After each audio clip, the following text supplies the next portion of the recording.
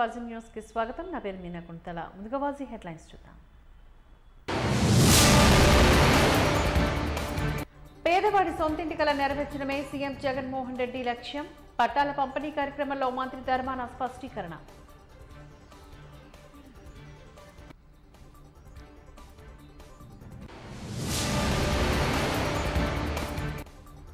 నాలుగున్నరేళ్ల పరిపాలన కాలంలో పనికిరాని జీవోలను చేసిన జగన్ సర్కార్. జీవో కాపీలను భోగిమంటల్లో వేసిన టీడీపీ శ్రేణులు.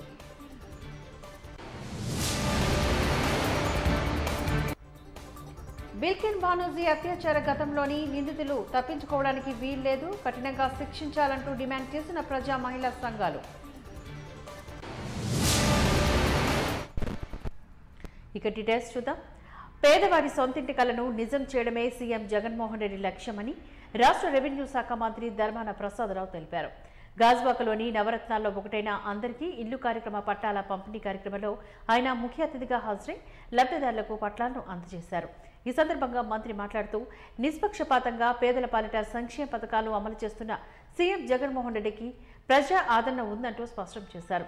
పాదయాత్రలో ఇచ్చిన అన్ని హామీలను 98% పూర్తి చేశారని, కరోనా వంటి విపత్కర పరిస్థితుల్లో కూడా సైతం సంక్షేమ పథకాలు కొదవరానికుండా సుపరిపాలన చేపట్టారంటూ కొనియాడారు. అనంతరం లబ్ధిదారులకు పట్టాలను అందజేస్తారు. కార్యక్రమంలోని ఎమ్మెల్యే తిప్పల్ నాగిరెడ్డి, అదీప్ రాజులు పాల్గొన్నారు. 4 దశాబ్దాల మీ ఆవేదనని తీరినటువంటి రోజు ఇది. చెప్పారు, 4 ముఖ్యమంత్రులను చూసాము, 40 సంవత్సరాలు చూసాము, ఏమీ జరగలేదన్నటువంటి వారి ఆవేదన కూడా మీరు విన్నారు. అలాంటి సమస్య ఈ ప్రభుత్వంలో పరిష్కారం అవడానికి కారణం ఎవరు? ఎందుకు 40 సంవత్సరాలు ఇది అవ్వలేదు? మరి ఇప్పుడే ఎందుకు అయింది? ప్రధాన కారణం నిర్ణయం తీసుకునేటువంటి ముఖ్యమంత్రి ఒక విషయాన్ని ధైర్యంగా ఆత్మవిశ్వాసంతో నిర్ణయాన్ని చేయగలిసినటువంటి వాడి చేతిలో అధికారం ఉంటే ఇలాంటి నిర్ణయాలు జరుగుతాయి. రెండవది, ఇలాంటి విషయాన్ని ముఖ్యమంత్రి గారి దృష్టికి తీసుకెళ్లిన వాళ్ళు ఎవరు? గట్టి చెప్పండి. నాగిరెడ్డి ఎందుకు ఇలాంటివి చేయగలడు? స్థానికంగా ఉన్నాడు, రెవెన్యూలో పనిచేశాడు, నువ్వు అన్నట్టు స్థానికుడు, కష్టాలన్నీ చూసినటువంటి వాడు. నిరంతరం మీ ఆవేదన చూసి ముఖ్యమంత్రి గారికి చెవిలో జోరీగలాగా కలిసినప్పుడల్లా ఈ విషయాన్ని చెప్తూ ఆయనతో సహా మాకు సుబ్బారెడ్డి గారికి, మీ అధికారులకి ఎప్పుడు అవకాశం వస్తే అప్పుడు నిరంతరం దీని మీద పనిచేశాడని మీకు మనం చేస్తున్నాం. మీరు పడుతున్నటువంటి ఆవేదన ఒక ముఖ్యమంత్రి గారి దృష్టికి వెళ్ళాలంటే ఒక ప్రతినిధి కావాలి. ఆ ప్రతినిధికి అవగాహన ఉండాలి. అతనికి ఇలాంటి వ్యవహారమే ప్రధానమైందై ఉండాలి. మిగతా వ్యాపారస్తులన్నీ ఇట్లాంటివి చేయలేరు. వాళ్ళు అవకాశం దొరికితే ఆ వ్యాపారం గురించి మాట్లాడుకుంటారు, అంతే కదా. ఒక్కసారి మనకు అవకాశం వస్తే ఆ వ్యాపారం ఏం చేయవచ్చు అన్నది చూస్తారు. కానీ ప్రజల నుంచి వచ్చినాడు, ప్రజల కష్టాలు తెలిసినాడు, కళ్ళారా చూసినవాడు, అతనికి ఇప్పుడు అదే మధ్యలో మెరుగుతుంటుంది. అందుకోసం మనందరం ఈ సందర్భంగా నిర్ణయం తీసుకున్న ముఖ్యమంత్రి గారికి అభినందనలు, దానికి కారకుడైనటువంటి నాగిరెడ్డి గారికి అభినందనలు. మిగతా మేమందరం ఒక పాత్రను నిర్వహిస్తాం, అది అమలు జరగడానికి కావాల్సిన పాత్రను నిర్వహిస్తాం. ఏదేమైనా ఇది కొలిక్కి వచ్చింది, ఈవేళ పంపిణీ చేస్తున్నాం. ఇప్పుడే చెప్పారు, మీ జాయింట్ కలెక్టర్ చెప్పారు, కలెక్టర్ చెప్పారు, దగ్గర 10,09,00,000 స్క్వేర్ యార్డ్స్ ఇది ఇప్పుడు మనం రెగ్యులరైజ్ చేస్తున్నటువంటిది. ఇంత పెద్ద నిర్ణయం ఇది. చాలా వెసులుబాట్లు ఇందులో ఇవ్వడం జరిగింది. ఇచ్చినటువంటి అన్ని జీవుల్లో కూడా ఎప్పుడెప్పుడేది మీరు కోరితే అది సవరణలు చేస్తూ ఇచ్చుకుంటూ వచ్చాం. భోగి మంటల్లో పనికిరాని వస్తువులను వేస్తారని, 4 ఏళ్ల 9 నెలలుగా పనికిమాల ప్రభుత్వం ఉందని, ఎందుకు ఉపయోగం లేని వైసీపీ పాలనను వారిచ్చిన జీవోలను కాల్చి దగ్నం చేశామని ఉత్తర నియోజకవర్గ ఎమ్మెల్యే మాజీ మంత్రి గంటా శ్రీనివాసరావు అన్నారు. రామ్నగర్లోని టీడీపీ పార్టీ కార్యాలయంలో నిర్వహించిన విలేకరుల సమావేశంలో ఆయన మాట్లాడారు. మునిగిపోతున్న నావలాంటి పార్టీ వైసీపీ సురక్షితంగా బయటపడడానికి అనేక మంది వీడిపోతున్నారని అన్నారు. సమక్షంలో ఉన్నవారు వైసీపీలోని ఉక్కపోతకు గురవుతున్నారంటూ తెలిపారు. ఎంపీలకు కూడా జగన్ను కలిసే అవకాశం ఇవ్వడం లేదని వాపోయారు. అమ్మడి రాయుడు ఏదేదో ఊహించుకొని వైసీపీకి వెళ్లి ఏ స్కోరు చేయకుండానే వచ్చేశారని, జనసేన వైపు వెళ్తున్నారని అన్నారు. శాసనసభ సభ్యుల ప్లసింగ్ సిద్ధ ఇంత పెద్ద ఎత్తున చూడలేదని అన్నారు. 50% ఎమ్మెల్యేలు వైసీపీని వదిలే పరిస్థితి వస్తుంది. ఈ నెల 20 నుంచి జగన్ ప్రజాప్రయాలు చేయబోతున్నారని అన్నారు. అందరికీ ముందుగా భోగి, అలాగే సంక్రాంతి మరియు కనుమ పండుగల శుభాకాంక్షలు తెలియజేసుకుంటూ, మన తెలుగు ప్రజలందరూ కూడా ఈ పండుగ ఎంతో ఆనందోత్సవంతో చేసుకుంటూ ఉన్నారు ప్రపంచవ్యాప్తంగా కూడా. మరి ఈ పండుగ సందర్భంగా మనకు కొన్ని ఆచార సాంప్రదాయాలు ఉన్నాయి. ముఖ్యంగా భోగి పండుగ రోజు మన పాత వస్తువులు, అలాగే పనికిరాని వస్తువులు ఏమైనా ఉంటే అవన్నీ కూడా భోగి మంటల్లో వేసి కాల్చి మన యొక్క ఈ సాంప్రదాయాన్ని కొనసాగించే అలవాటు మనకు ఉంది. మరి ఈ సంవత్సరం రాష్ట్ర వ్యాప్తంగా కూడా ఈ భోగి పండుగ ఏదైతే గత 4 సంవత్సరాల 9 నెలలుగా ఈ రాష్ట్రంలో ఒక పనికిమాలిన ప్రభుత్వం ఉందో, ఎందుకు పనికిమాలిన ప్రభుత్వం అంటున్నామంటే, మరి చెప్పిన పని ఏ ఒక్కటి కూడా చేయకుండా, ఏ ఒక్క వర్గం యొక్క ప్రజల యొక్క ఆశలు ఆకాంక్షలు నెరవేర్చకుండా, ఇచ్చిన ప్రతి మాట తప్పుతూ, మరి ఒక చేతగాని దద్దమ్మ ముఖ్యమంత్రిగా ఉన్న జగన్మోహన్ రెడ్డి గారి ప్రభుత్వం ఇది పనికిమాలిన ప్రభుత్వం, ఎందుకు ఉపయోగం ప్రభుత్వం.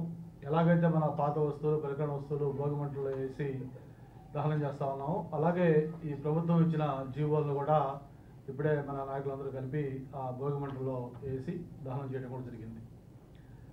మరి మనం చూస్తూ ఉన్నాం గత కొద్ది రోజులుగా రాష్ట్రంలో జరుగుతున్న పరిణామాలు. ముఖ్యంగా ఈ వైఎస్ఆర్ పార్టీ అనేది ఒక సింకింగ్ బోట్ అని చెప్పడం జరిగింది. Visakha Kakinada petrol chemical investor రిజిస్ట్రల్ నూతన చైర్మన్గా చొక్కాకుల వెంకటరమణ విశాఖ విఎంఆర్డీఏ కార్యాలయంలో ప్రమాణ స్వీకారం చేశారు. జిల్లా కలెక్టర్ డాక్టర్ ఏ మల్లికార్జున చేతుల మీదుగా చొక్కాకుల బాధ్యతలను స్వీకరించారు. ఈ సందర్భంగా నిర్వహించిన విలేకరుల సమావేశంలో చొక్కాకుల మాట్లాడారు. సీఎం జగన్మోహన్ రెడ్డి తమకు అప్పగించిన బాధ్యతలను చిత్తశుద్ధితో నెరవేరుస్తున్నారని చెప్పారు. సుమారు 1,50,000 ఎకరాల విస్తీర్ణంలో ఈ ప్రాజెక్టును పూర్తి చేయనున్నట్లుగా తెలిపారు. పెట్రోకెమికల్ పరిశ్రమలపైన దృష్టి సారించి ఎందుకు అనువైన ప్రాంతాలపైన దృష్టి సారిస్తామంటూ తెలిపారు. కార్యక్రమంలోని రాష్ట్ర పరిశ్రమల శాఖ మంత్రి గుడివాడ అమర్నాథ్, జిల్లా కలెక్టర్ డాక్టర్ ఏ మల్లికార్జున, పలువురు వైసీపీ నాయకులు పాల్గొన్నారు.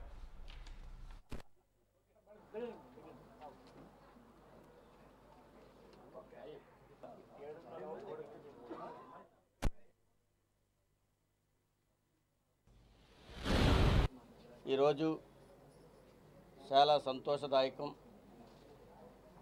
ఎందుకంటే గౌరవ జగన్మోహన్ రెడ్డి గారు ముఖ్యమంత్రి అయిన తర్వాత మరి నాకు మా సతీమణికి మొదటగా VKPCPIR Visakha Kakinada petroleum chemical and petrochemical investment reason, అందులో అర్బన్ డెవలప్మెంట్ అథారిటీ కూడా ఇందులో ఒక భాగం. సుమారు స్టీల్ ప్లాంట్ నుంచి కాకినాడ రూరల్ వరకు సుమారు 96 గ్రామాలు మరి ఈ తాలూకా VKPCPIRలో భాగం అవ్వడం జరిగింది. సుమారు విస్తీర్ణం వచ్చేటప్పటికి 1,55,000 ఎకరాలు ఈ తాలూకా కారిడార్లో ఉంది. మరి ఇందులో ఎన్నో ఫ్యాక్టరీసు, అట్లాగే స్టీల్ ప్లాంట్ నుంచి ఏదైతే ఆనుకుని ఉందో అక్కడ నుంచి మరి కాకినాడ వరకు ఈ తాలూకా కారిడార్లో ఉన్నటువంటి భూభాగంలో ఎక్కడ ఏది ప్రైవేట్ వ్యక్తులు కానీ అలాగే గవర్నమెంట్ వ్యక్తులు కానీ ఏది కన్స్ట్రక్షన్ చేసినా మరి తప్పనిసరిగా ఈ తాలూకా వికేపీసీపీఆర్ నుంచి అనుమతి పొందవలసి ఉంది. వైసీపీ మునిగిపోతున్న నావా అని సంక్రాంతి తర్వాత సగం మంది పార్టీ ఎమ్మెల్యేలు ఎంపీలు పార్టీ నుంచి జంప్ అవుతారని విశాఖ పార్లమెంటు పార్టీ అధ్యక్షులు పల్లా శ్రీనివాసరావు జోషి చెప్పారు. కనీసం పార్టీ ఎమ్మెల్యేలకు కూడా ఎంపీలకు సైతం జగన్ కలిసేందుకు అపాయింట్మెంట్ దొరకడం లేదని వాపోయారు.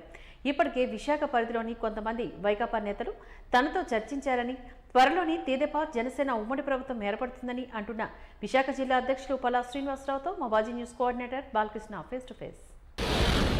2024 సార్వత్రిక ఎన్నికలు సమీపిస్తున్న వేళ ఈ సంవత్సరం సంక్రాంతి అయితే మాత్రం ప్రత్యేకతను సంతరించుకుందని చెప్పాలి. ప్రధానంగా రాజకీయ పక్షాల్లో ఇటు ఎలక్షను అదేవిధంగా సంక్రాంతి రెండూ కూడా కలిసి వచ్చాయని చెప్పాలి. అయితే సంక్రాంతి పోయిన వెంటనే కూడా వైసీపీ నుంచి టీడీపీలోకి భారీ వలసలు ఉంటాయంటూ చెప్తున్నారు. అదేవిధంగా త్వరలోనే మరో నెల రోజుల్లో ఎలక్షన్ నోటిఫికేషన్ రానిధ్యంలో ప్రస్తుతం ఏదైతే విశాఖపట్నం జిల్లాకు సంబంధించి పార్లమెంటరీ పార్టీ అధ్యక్షులు పల్లా శ్రీనివాసరావు ప్రస్తుతం జిల్లాలో పార్టీ ఏ విధంగా ఉంది, అయితే ఈ పార్టీలు మారడం అంతా ఏ విధంగా చూడాలనేది ఆయన మాటలో నేను ప్రయత్నించేద్దాం. సార్ చెప్పండి, ఇప్పటికే ఇటు వైసీపీ నుంచి టీడీపీలోకి రావడం జరుగుతుంది, అలాగే టీడీపీ నుంచి కూడా కొంతమంది వెళ్తారనే సంకేతాలు కూడా అందుతున్నాయి. అయితే ఈ సంక్రాంతి ఈ సంవత్సరం సంక్రాంతి ప్రత్యేకతను కూడా సంతరించుకుంది. మరో 2 నెలల ఎలక్షన్ రాబోతుందో ఏ విధంగా చూడాలంటారు ఈ వ్యవహారాన్ని అంతా? ప్రజలందరూ కూడా జగన్మోహన్ రెడ్డి గారికి ఎంత తొందరగా ఇంటికి పంపించేద్దాం అన్న ఒక ఆలోచనలో ఉన్నారండి. అది ప్రజలు ఎదురు చూస్తున్నారు. ఎందుకంటే ఇంకో మాట అడిగారు మీరు, ఏదంటే అందరూ కూడా వలసలు మారుతున్నారని చెప్పేసి. నాకు తెలిసి తెలుగుదేశం పార్టీ నుంచి వెళ్తారని అనుకోవట్లే. వెళ్ళే వాళ్ళు ఎవరున్నారంటే మేమే, ఎవరైతే పార్టీకి వ్యతిరేకంగా చేస్తున్నారో పార్టీ వ్యతిరేక కార్యక్రమాలు చేస్తున్న వాళ్ళు ఎవరో పోతారు తప్ప ఈరోజు అలాగే మునిగిపోతున్నటువంటి పడవని ఎవరు ఎక్కరండి. మీరు వైసీపీ పార్టీ అంటేనే ఇప్పుడు మునిగిపోయేటటువంటి నావది కనుక అందరూ కూడా ఎవరి మటుకు వాళ్ళు దూకి దారులు వెతుక్కుంటున్నారు.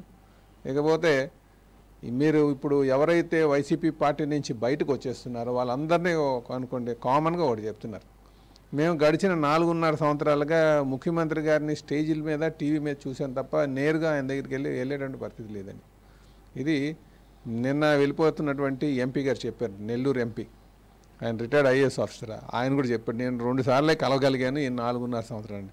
కానీ బీఫామ్ తీసుకొని గెలిచిన తర్వాత ఆ మీటింగ్ ఏదైతే ఆయన ఏదో మీటింగ్ పిలుస్తారు కదా, ఆ మీటింగ్లో తప్ప 1-to-1 కలలేదని చెప్పేసి అనేక మంది చెప్పారు. సో అందుకే ఒక అసంతృప్తి అన్నది ఉంది. ఈయన పాలనకు పనిచేయడు అని వాళ్ళ నాయకులే భావించి ఎక్కువ మంది వెళ్ళిపోతున్నారు. ఇక ప్రజల సంగతికి వచ్చేసరికి ఏ నాయకుడైనా సరే ప్రజల్లో తిరగాలి, ప్రశ్న అడ్రస్ చేయాలి. జగన్మోహన్ రెడ్డి గారు ఎప్పుడైనా ఒక ప్రశ్న అడ్రస్ చేశారు? నాకు తెలిసి ఈ గడిచిన 4 సంవత్సరాలు 9 నెలలకు ఒక్కసారి అడ్రస్ చేశారు. ఎవరిని? ఆ నిమ్మగడ్డ రమేష్ గారిని, ఎవరు స్టేట్ ఎలక్షన్ కమిషనర్గా ఉన్నటువంటి ఆయన్ని తిట్టడానికి ఒక్కసారి ప్రెస్ మీట్ పెట్టాడు తప్ప అది కూడా ఎంత అధమ స్థాయికి దిగిపోయి ఆయన మాట్లాడినటువంటి తీరు కూడా మేము చూసాం. కనుక ప్రజల నుంచి వ్యతిరేకత ఉంది, వాళ్ళ నాయకుల నుంచి వ్యతిరేకత ఉంది. అలాగే జగన్మోహన్ రెడ్డి ఆ తీరు కూడా వ్యతిరేకత క్రియేట్ చేస్తుంది. కనుక ఖచ్చితంగా ఈయన ఇంటికి వెళ్ళిపోవడం ఖాయం అని చెప్పి తెలియజేస్తూ తెలుగుదేశం పార్టీలోకి అనేక మంది టచ్లో ఉన్నారు, నాతేనా అనేక మంది వస్తున్నారు, మాట్లాడుతున్నారు. కనుక రేపు వైసీపీ మునిగిపోయేటువంటి నావు కనుక అందులో ఎవరు ఉండదు, ఖాళీ అయిపోవడం ఖాయం అని కూడా తెలియజేస్తున్నారు. రేపు తెలుగుదేశం పార్టీ జనసేన కలిసి ఈ కూటమి అధికారంకి వస్తుంది, వైసీపీని పడగొడుతుందని కూడా తెలియజేస్తుంది. సార్ మీరు చెప్తున్నారు సంక్రాంతి పోయిన తర్వాత సగం కంటే పైగా వైసీపీ పార్టీ ఖాళీ అవుతుందని, టీడీపీలోకి వస్తామంటూ కూడా చాలామంది చెప్తున్నారు, అధిష్టానం కూడా అదే చెప్తా ఉంది. అయితే మరి వచ్చిన వాళ్ళందరికీ సీట్లు సర్దుబాటు చేయగలరా? ఎందుకంటే ఇప్పటికే టీడీపీ జనసేన పొత్తుంది, జనసేనలో నాయకులు ఉన్నారు, టీడీపీలో కూడా నియోజకవర్గాల ఇన్ఛార్జీలు వాళ్ళు ఉన్నారు. మరి వైసీపీ నుండి వచ్చిన నేతలకు ఎక్కడ అవకాశం కల్పిస్తారు? మరి అలాంటప్పుడు టీడీపీలో వ్యతిరేకత వ్యక్తమయ్యే అవకాశం ఉంది కదా. అదండి, వైసీపీ పార్టీ నుంచి వచ్చిన అందరికీ సీట్లు ఇచ్చేస్తారా? ఎక్కడంటే అక్కడ సమీకరణలను బట్టి ఉంటాయి. ఎందుకంటే ఇక్కడ జనసేన తెలుగుదేశం పార్టీ ఉంది, ముందు అవి చూసుకోవాలి. అలాగే ఇప్పుడు ఎవరైతే వస్తున్నారో నాయకుడు ఒక తీరుని వ్యతిరేకించి వస్తున్నారు, వాళ్ళ సీటు ఆశపడి వస్తున్నారు కొంతమంది ఉండొచ్చేమో, కానీ మెజారిటీ వాళ్ళు ఎలా ఉన్నారంటే ఈయన జగన్మోహన్ రెడ్డి అనే వ్యక్తి వెనకాల ఉన్నామంటే ఒక తొగలకుని అనుసరించినట్టుగా ఉంది. ఈయనకి ప్రజాస్వామ్యం అంటే విలువ లేదు, ఒక నియంత పోకడలతో వెళ్తున్నాడు. కనుక ప్రజాస్వామ్యం కోరుకునేటువంటి మనుషులు ఎవరైతే ఉన్నారో వాళ్ళందరూ కూడా బయటకు రావడానికి ప్రయత్నం చేస్తున్నారు. ఈ 4.5 సంవత్సరాలుగా ఎందుకు చెప్పలేదంటే అధికారం ఉంది కనుక ఎందుకులే అని చెప్పేసి.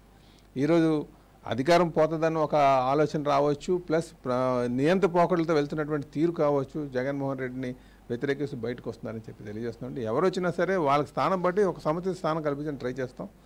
అలాగే ఈరోజు వస్తున్న వాళ్ళు చాలామంది తెలుగుదేశం పార్టీ సిద్ధాంతాలు, నందమూరి తారక రామారావు గారి ఒక సిద్ధాంతాలు, అలాగే ఈ పరిపాలన చంద్రబాబు నాయుడు గారి యొక్క పరిపాలన దక్షతతో చూసి వస్తున్నవారని చెప్పి తెలియజేస్తున్నాండి. సార్, జనరల్గా ఎప్పుడైనా సరే ఒక పార్టీ నుంచి ఒక పార్టీకి వీడారని అంటే పదవిని ఆశించి వస్తారు తప్ప ఎవరు కూడా ఊరికినే రారు. ఎందుకంటే ఇప్పుడు కూడా చాలామంది వేరే టీడీపీ నుంచి వేరే పార్టీలకు వెళ్ళి ఉన్నారు, వేరే పార్టీ నుండి వచ్చిన ప్రతి ఒక్కరు కూడా పదవి ఆశించి వస్తారు తప్ప ఎవరు పదవి లేకుండా ఊరికినే వచ్చి సేవ చేయడానికి వచ్చేవాళ్ళు ఉన్నారంటారా?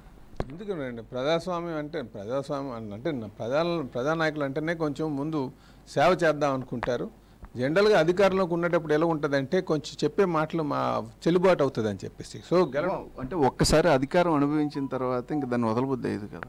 అలాగనే ఏం లేదండి, అలాగే అనుకున్నా అది జనరల్గా మనం అనుకుంటున్నాం. కానీ అలాగే కొంతమందిలో ఉండొచ్చేమో. కానీ మెజారిటీ ఎలా ఉంటారంటే మనం ఒక అధికారంలో ఉన్నటువంటి పార్టీ పక్షాన ఉంటే మన మాట చెల్లుబాటు అవుతుంది, ఎంతోమందికి సేవ చేయొచ్చు అని ఒక ఆలోచనతో మెజారిటీ ఉంటారు. కొంతమంది ఎలా ఉంటారంటే నేరుగా పోటీ చేసి మేము గెలవాలి, ప్రజాక్షేత్రంలో ప్రజా జీవితంలో అంటే ప్రజాక్షేత్రంలో మేము ఎప్పుడు ఉండాలి అని ఒక ఆలోచనలో ఉంటారు. సో అవన్నీ చూసుకునే తర్వాతే కదా ఎవరైనా వచ్చినా సరే పార్టీలో తీసుకోవడం కావచ్చు, లేకపోతే వాళ్ళకి మెజారిటీ వారు మేము తీసుకునే ముందు కూడా వాళ్ళ ఇంట్రెస్ట్తో వచ్చిన వాళ్ళకి మా సిద్ధాంతాలు ఏంటి, మా తీరేటండి మీకు బాగా గమనించాలి. తెలుగుదేశం పార్టీ యొక్క పద్ధతులు నచ్చి వచ్చిన వాళ్ళనే తీసుకుంటున్నారు. మీ గురించి అంటే పల్లా శ్రీనివాసరావు గారు గత కొన్ని సంవత్సరాలుగా పార్టీని మొత్తం పార్లమెంటరీ పార్టీని నడిపిస్తున్నారు, అధ్యక్షుడిగా ఇక్కడ ఉన్నారు. అయితే ఈసారి మీరు ఎప్పటి నుంచో కూడా లాస్ట్ టైం గాజువాకలో చేశారు, గాజువాక టికెట్ వేస్తున్నారు. ఇది గాజువాక జనసేనకి ఇస్తారు లేదా పల్లా శ్రీనివాసరావుకి ఎంపీగా ఇస్తారు అనే కొన్ని ఊహాగానాలు జరుగుతున్నాయి. అసలు మీకు గాజువాకలో సీట్ వచ్చే అవకాశం ఉందా, లేదంటే ఇంకెక్కడి నుంచైనా పోటీ చేసే అవకాశం ఉందా? నేను ఇంకో దగ్గర పోటీ చేయనండి, గాజువాక నుంచే పోటీ చేస్తాను. అది గతంలో కూడా మా పార్టీకి కూడా చెప్పడం జరిగింది. పవన్ కళ్యాణ్ గారు వస్తే ఖచ్చితంగా ఆయనకి ఇవ్వడానికి మేము సిద్ధంగా ఉన్నాం, త్యాగం చేయడానికి సిద్ధంగా ఉన్నాం. అదర్ దాన్ పవన్ కళ్యాణ్ గారికి అయితే ఆ ఆప్షన్ నాకేమని చెప్పి చేస్తాను. సార్, ఒకవేళ పవన్ కళ్యాణ్ గారు చేస్తే మీకు ఇంకొక దగ్గరికి ఎక్కడికైనా వెళ్ళే అవకాశం ఉందా? అసలు ఎమ్మెల్యేగా పోటీ చేయరా లేదా ఎంపీగా ఏమైనా చేసే అవకాశం ఉందా? ఎందుకంటే గతంలో కూడా మీరు ఎంపీగా చేసిన అనుభవం ఉంది పీఆర్పీ పార్టీలో. నేను ఎమ్మెల్సీ అడుగుతానండి. ఎంపీ పోటీ చేయడానికంటే ఆ సమీకరణలు వేరు, దాన్ని తట్టుకోగలగాలి. ఎమ్మెల్యే అందరినీ సాటిస్ఫై చేయాలి, ఆ కెపాసిటీ ఉన్న వాళ్ళని చూడాలి ఒకటి. కనుక ఎంపీకి వెళ్ళేటువంటి పరిస్థితి లేదు. రెండోది ఎమ్మెల్యే సీటు ఒకటి పవన్ కళ్యాణ్ గారు వచ్చి పోటీ చేస్తారనుకోండి, జనరల్గా గాజువాకలో ఉండడమే మేము పెట్టుకుంటున్నాం. గాజువాకలో ఎందుకంటే ఒక పార్టీని నడిపించాలన్నా లేకపోతే క్యాడర్ నించోబెట్టాలన్నా మనకి ఒక నియోజకవర్గానికి పరిమితం అయి ఉండాలి. సో మేము ఆల్మోస్ట్ 2009 నుంచి కూడా గాజువాక నియోజకవర్గాన్ని మేము చూస్తున్నాను కనుక ఈరోజు క్యాడర్ అంతా నించోబెట్టుకున్నాం. సో నాకు ఆ ప్రాంతం మీద పూర్తి అవగాహన ఉంది. అక్కడ అది విడిచిపెట్టి ఇంకో ఎవరో ఆశ పెట్టుకున్న దగ్గరికి వెళ్ళడం అనేది నా సిద్ధాంతం కాదు. అలాగే అక్కడ ఆ ప్రాంతంలో ఉన్నటువంటి సమస్యలను అర్థం చేసుకోవడం అంత సులువైన పని కాదు. దానికి ఎంతో డెడికేషన్ ఉండాలి, పూర్తి అవగాహన ఉండాలి. కనుక నేను గాజువాక ప్రాంతంలోకే పరిమితం అవుదాము. అక్కడ ఆ సమస్యల మీద పూర్తి అవగాహన నాకు ఉంది. ఆ క్యాడర్ నించోబెట్టుకునేటువంటి పరిస్థితి ఉంటుంది. కనుక ఒకవేళ ఏ కాన్సెప్ట్ని పవన్ కళ్యాణ్ గారికి ఇస్తే నాకు ఎమ్మెల్సీ ఇవ్వమని అడుగుతాను తప్ప ఇంకో దానికి వెళ్ళేటువంటి పరిస్థితి లేదని చెప్పి. అంటే గతంలో కూడా మీ నాన్నగారు ఉత్తర నియోజకవర్గం అంటే అప్పుడు రెండు ఇప్పుడు ఉత్తర నియోజకవర్గం అదే అక్కడ కూడా మీ కమ్యూనిటీ ఓటర్లు ఎక్కువగా ఉన్నారు. అక్కడ నుంచి పల్లా శ్రీనివాస్ గారు పోటీ చేసే అవకాశం ఉందని కొన్ని ఊహాగాలు అనిపిస్తుంది. ఒకవేళ ఉత్తరం నుంచి మీ సామాజిక వర్గం ఓటర్లు కూడా ఎక్కువ ఉన్నాయి కాబట్టి అక్కడ నుండి పోటీ చేయవలసి వస్తే అధిష్టానం ఆదేశిస్తే ఏం చేస్తారు? నేను అదే అని చెప్తున్నాను. నేను గతంలో కూడా చెప్పాను, ఎందుకంటే ఒక నియోజకవర్గానికే పరిమితం అవుదాం నాకు ఆలోచన, జిల్లా నాయకత్వం తీసుకోవాలనేది నాకు ఆలోచన లేదు. ఇంకోటి ఏంటంటే ఇంకొక నియోజకవర్గంలోకి వచ్చి పోటీ చేయడం కరెక్ట్ కాదనేది నా ఉద్దేశం. అధిష్టానానికి కూడా మేము తెలియదు. ఇప్పుడు నేను పోటీ చేయకపోతే అక్కడ ఏమి పరిస్థితులు ఆగిపోవట్లేవు. ఎందుకంటే ప్రతి నియోజకవర్గంలో ఉన్నారు అక్కడ ఆశ పెట్టుకొని గత సంవత్సరాలుగా 4-5 సంవత్సరాలుగా పార్టీ యాక్టివిటీ చేస్తూ. కనుక నాకు ఇంకో దగ్గరికి వెళ్ళాలని ఆలోచన అయితే లేదని చెప్పి తెలియజేస్తుందండి. నేను ఒకటే చెప్తాను, నాకు ఎమ్మెల్యే ఇస్తే సంతోషం, లేదా ఎమ్మెల్సీ తీసుకుని ఉంటాను. ఎందుకంటే ప్రజల్లో పార్టీలో ఉండాలి, తెలుగుదేశంలో ఉండాలనేదే నా ధ్యేయం. తుది వరకు తెలుగుదేశంతో ప్రయాణం చేస్తానని చెప్పాను గతంలో, ఇప్పుడు కూడా చెప్తున్నాను. కనుక అధిష్టానం మీద ఒత్తిడి తీసుకొస్తానని మాత్రం అనుకోవద్దు. ఇప్పటికే కూడా వైకాపా పార్టీ నుంచి అనేక మంది తను సంప్రదించారంటూ కూడా విశాఖ పార్లమెంటరీ అధ్యక్షులు పల్లా శ్రీనివాసరావు గారు చెప్తున్నారు. అంతేకాకుండా సంక్రాంతి పోయిన తర్వాత మొత్తం వైకాపా పార్టీలో అనేక మంది ఖాళీ అవుతారు, 50% పైగా కూడా ఖాళీ అవుతారంటూ చెప్తుంటారు. అదేవిధంగా తను గాజువాక నుంచి తను పోటీ చేస్తానని, అదేవిధంగా పవన్ కళ్యాణ్ కానీ గాజువాకలో పోటీ చేస్తే తను ఎమ్మెల్యేగా పోటీ చేయని ఇంకొక నియోజకవర్గం వెళ్ళే ప్రసక్తి లేదంటూ కూడా స్పష్టం చేస్తున్నారు. కెమెరా పర్సన్ నారాయణతో బాలకృష్ణ, వాజీ న్యూస్, వైజాగ్.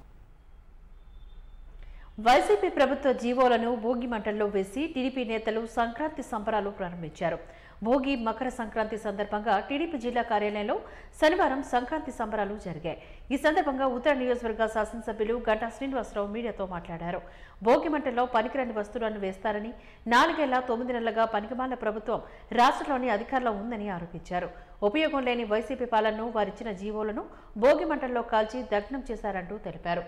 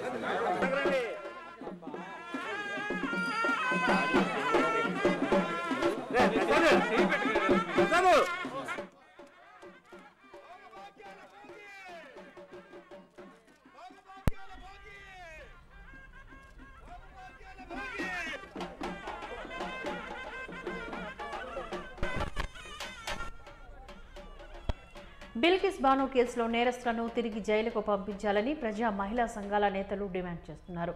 ఈ మేరకు భారత బచావో జిల్లా అధ్యక్షుడు పి వేమన, కన్వీనర్ వి శ్రీనివాసరావు ఆధ్వర్యంలో సుప్రీంకోర్టు తీర్పును గౌరవించి నిందితులను తిరిగి జైలుకు పంపించాలని డిమాండ్ చేస్తూ జీవీఎంసీ గాంధీ విగ్రహం వద్ద నిరసన బాటపట్టారు. ఈ సందర్భంగా సంఘాల నేతలు మీడియాతో మాట్లాడారు. 2002లో గుజరాత్ మారణకాండలో బిల్కిస్ బాను సామూహిక అత్యాచారానికి గురైందని, బిడ్డతో సహా 7 కుటుంబ సభ్యులను కోల్పోయిందని చెప్పారు. ఈ కేసులో మహారాష్ట్ర, ముంబై సెషన్స్ కోర్టు 14 మందిని నేరస్తులుగా పరిగణించి జీవిత ఖైదు విధించిందని, ముద్దాయిలు ఈ కేసులో 2 సార్లు బొంబాయి హైకోర్టులో శిక్ష తగ్గించమని పిటిషన్లు వేయగా 2019, 2020లోని 2 సార్లు వారి అభ్యర్థులను కోర్టు తిరస్కరించిందంటూ గుర్తు చేశారు.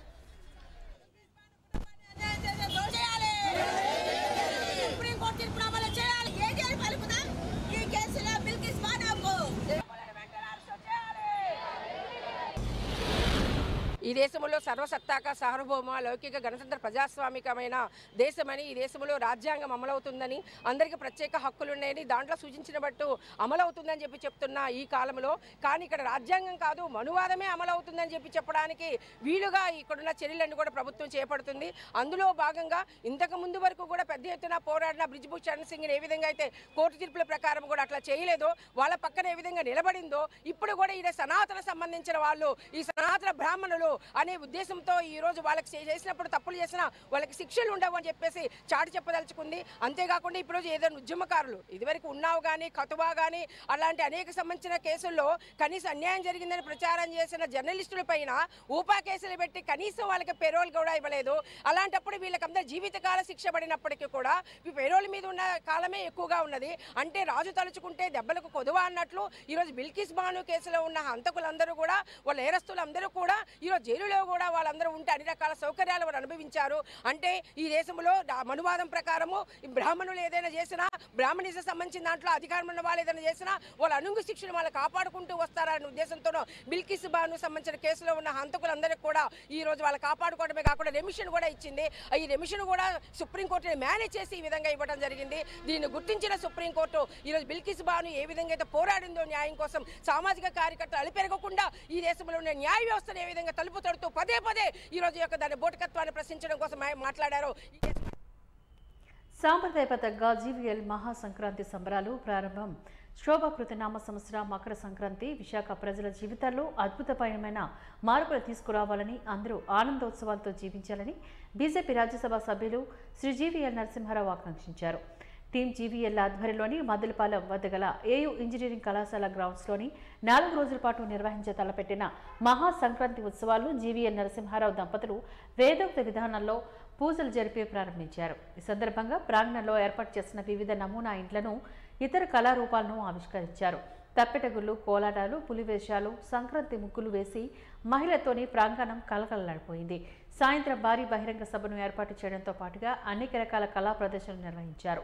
వేదికపై నుంచి బీజేపీ ఎంపీ జీవీఎల్ నరసింహారావు మాట్లాడుతూ, సాధారణంగా సంక్రాంతి 3 రోజుల పండుగ అని నగరంలో నివసించే ప్రజలు వివిధ గ్రామాలకు వెళ్లి బంధుమిత్రుల కలయికలతో గ్రామీణ సంక్రాంతి వేడుకలను చూసి ఆనందిస్తారని, అయితే వివిధ కారణాలతోని నగరంలో ఉండిపోయిన వారంతా గ్రామీణ ప్రాంతపు సంక్రాంతి వాతావరణం చూసి అనుభూతి చెందేందుకు గాను ఇక్కడ ఒక గ్రామాన్ని నిర్మించామని, అనేక మంది గ్రామీణ కళాకారులను ఇక్కడికి రప్పించి 4 రోజుల పాటు నగర ప్రజలకు కనువిందు చేస్తున్నామని అన్నారు.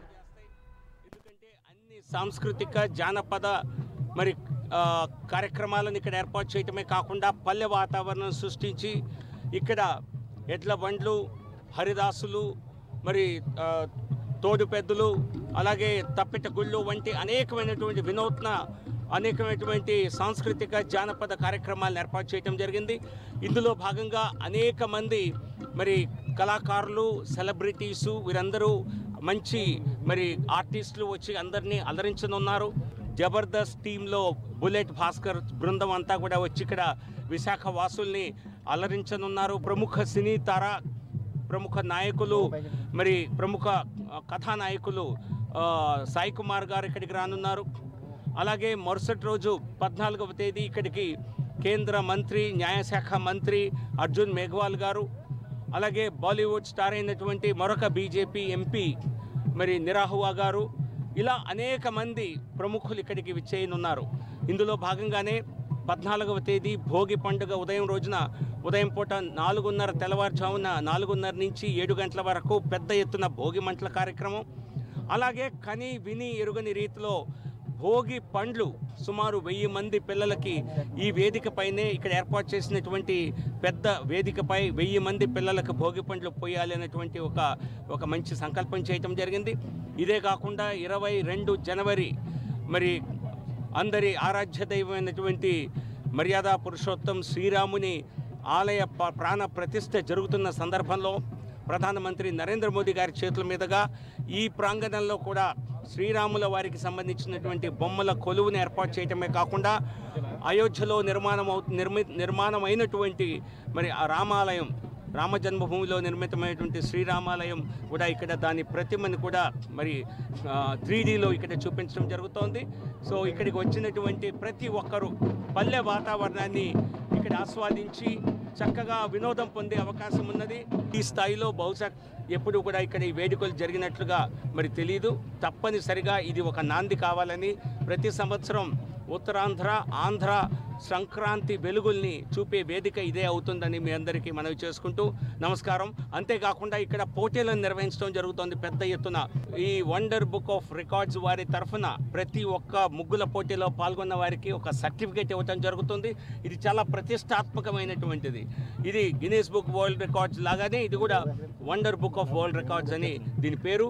దీన్ని తప్పనిసరిగా అందరూ ఉపయోగించుకోవాలని, గెలిచిన మహిళలకు 25,116, 10,116, 5,116 చొప్పున క్యాష్ బహుమతులు ఇవ్వటమే కాకుండా మిగతా అందరి పార్టిసిపెంట్స్ కూడా సముచితంగా వారిని కూడా అభినందించడం జరుగుతుంది. కోలాటం పోటీలు కూడా నిర్వహిస్తున్నాం, వాటికి కూడా పారితోషికం ఇవ్వటం జరుగుతుంది. ఈ విధంగా ఈ స్థాయిలో పోటీలు నిర్మించడం ఇదే మరి బహుశా ఈ మధ్యకాలంలో ఇదే మొదటిసారి. ఇదే కాకుండా ఇక్కడ వచ్చిన వారికి మళ్ళీ మాల్స్కి వెళ్ళి ఆ జనంలో మరి ఆ రద్దీలో వెళ్ళే అవకాశం లేకుండా ఇక్కడే బట్టల స్టాల్స్, వస్త్రాల స్టాల్స్ని కూడా ఏర్పాటు చేయడం జరిగింది. ఇందులో ఎక్కడా కూడా కమర్షియల్ ఆలోచన లేనే లేదు. ఆ షాపుల్ని కూడా ఖాదీ వీవర్స్కి, చేనేత వారికి ఉచితంగానే మా తరఫు నుంచి ఎటువంటి రూపాయి వసూలు చేయకుండా వారికి ఉచితంగా ఈ స్టాల్స్ ఇవ్వటం జరిగింది. అలాగే వచ్చిన ప్రతి ఒక్కరికి మరి ప్రసాదం ఇవ్వాలి, ఎందుకంటే ఇక్కడ 3-4 గంటల సమయం పట్టచ్చు. అందువలన వారికి ప్రసాదం రూపంలో కొంచెం ఆహారాన్ని ఇవ్వాలని కూడా ప్రతిరోజు వేరు వేరు ఐటమ్స్తో ఒకరోజు దద్దోజనం, పులిహార, చక్కెర పొంగలి, కట్టె పొంగలి తరఫున అక్షయ పాత్ర వారి ద్వారా ఏర్పాట్లు చేయటం జరిగింది. టీడీపీ హయాంలోనే బీసీలకు స్వర్ణయుగమని శాసనసభ మాజీ సభ్యులు దక్షిణ నియోజకవర్గ ఇన్ఛార్జ్ గండి బాబుజీ అన్నారు. దక్షిణ నియోజకవర్గంలోని జై హో బీసీ కార్యక్రమం సందర్భంగా జిల్లా పరిషత్ దగ్గరలో ఉన్న ఫంక్షన్ హాల్లో జరిగిన విలేకరుల సమావేశంలో పాల్గొని ఆయన మాట్లాడారు. టీడీపీ హయాం అంతా బీసీలకు స్వర్ణయుగమని, జగన్ సర్కార్ అధికారంలోకి వచ్చిన తర్వాత ఎన్నో బీసీ పథకాలను రద్దు చేశారని చెప్పారు. రాష్ట్రంలోని వెనుకబడిన తరగతుల వారికి జగన్ తీరని అన్యాయం చేస్తోందని ఆరోపించారు. బీసీ నాయకులను జగన్ సర్కార్ అణచివేస్తోందని, ఎంతో మంది బీసీ నేతల ఇళ్లను కూలగొట్టిందని అన్నారు.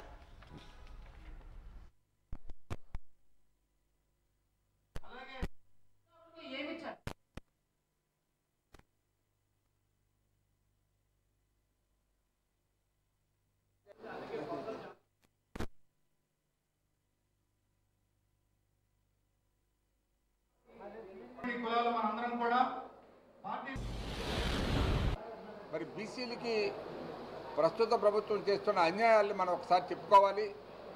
ముఖ్యంగా బీసీలకి మరి ఎన్నో పథకాలు అమలు చేస్తున్నానని చెప్పిన ఈ పెద్ద మనిషి, ఈ అబద్ధాల కోరు రౌడీ ముఖ్యమంత్రి ఎంతోమంది బీసీలు ఇవాళ పట్టణం పెట్టుకున్నారు. ఎంతోమంది బీసీ నాయకుల్ని అణగదొక్కాలని చెప్పి ప్రయత్నం చేశారు. అందులో భాగంగానే అయ్యన్న పాత్రుడు గారి ఇల్లు ఒక్క గజం ఆక్యుపై చేశారని చెప్పి కేసు పెట్టి అరెస్ట్ చేయడం మన అందరికీ తెలిసిందే. అట్లాగే సబ్బోహరి గారు మన విశాఖపట్నంలో చిన్న ప్రహారీ గోడ ఏదో గవర్నమెంట్ జాగాలో ఉందని చెప్పి ఆవేళ ఆయన్ని అరెస్ట్ చేసి ఆయన చావుకు కూడా కారణమైంది ప్రభుత్వం. మరి అట్లాగే పీలా గోవింద్ గారి బిల్డింగ్ కొట్టేశారు, మన పల్లా శ్రీని గారి బిల్డింగ్ కొట్టేశారు. ఇలాగా ఏదో చిన్నపిల్లలాట్లాగా ఎవరో లోకల్ పంచాయతీల్లో ఆడుకునేటట్టు ఈ ముఖ్యమంత్రి స్థాయి నుంచే ఇటువంటి చర్యలు తీసుకోవడం అనేది చాలా శోచనీయం. మరి నిజంగా బీసీలు వదిలిస్తే ఈ ముఖ్యమంత్రి నిజమే 56 కార్పొరేషన్లు ఇచ్చావు. నువ్వు ఎవరికైనా ఒక కారు ఇచ్చావా, ఒక ఎండీని పెట్టావా, డబ్బులు ఇచ్చావా? కార్పొరేషన్ కనీసం 100 కోట్ల రూపాయలు ఇచ్చావు ఒక్కొక్క కార్పొరేషన్కి. మీకు ఒక్కొక్క కార్పొరేషన్కి 100 కోట్లు ఇస్తే 5,600 కోట్లు అవుద్ది. నువ్వు ఇన్ని లక్షల కోట్లు అప్పు చేసావు, 10 లక్షల కోట్లు అప్పు చేసావు. ఒక్కొక్క కార్పొరేషన్ నుంచి ఈ 100 కోట్లు కూడా నువ్వు ఇచ్చేలా ఉంటే కనీసం ఆ జాతిలో 1000 మందికో, 1500 మందికో, 2000 మందికో ఆ చైర్మన్లు ఇవాళ సాయం చేసి ఉండేవారు. ఆ చైర్మన్లకు కార్లు లేవు, అసలు ఆఫీసులు లేవు, జీతాలు లేవు. అక్కడ పనిచేసేవాడికి ఇటువంటి కార్పొరేషన్లు పెట్టి నువ్వు ఎవరిని వదిలించినట్టు? కేవలం ఏదో తెలుగుదేశం పార్టీ బీసీలని మరి ఆకట్టుకొని పనిచేస్తుంది కాబట్టి ఆ బీసీలని మోసం చేసి మీ వైపు తిప్పుకోవాలనే ప్రయత్నం చేసి ఇవాళ ఆ బీసీలకు వచ్చిన వాజిద్ న్యూస్ ముగించే ముందు ముఖ్యాంశాలు మరొకసారి చూద్దాం. పేదవాడి సొంతింటి కల నెరవేర్చడమే సీఎం జగన్మోహన్ రెడ్డి లక్ష్యం. పట్టాల పంపిణీ కార్యక్రమంలో మంత్రి ధర్మాన స్పష్టీకరణ.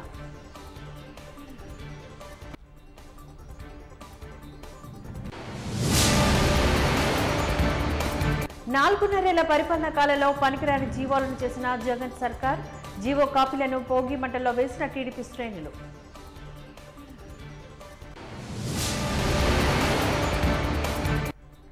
బిల్కిస్ మారూనిజీ అత్యాచార ఘటనలోని నిందితులను తప్పించుకోవడానికి వీల్లేదు, కఠినంగా శిక్షించాలని డిమాండ్ చేసిన ప్రజా మహిళా సంఘాలు.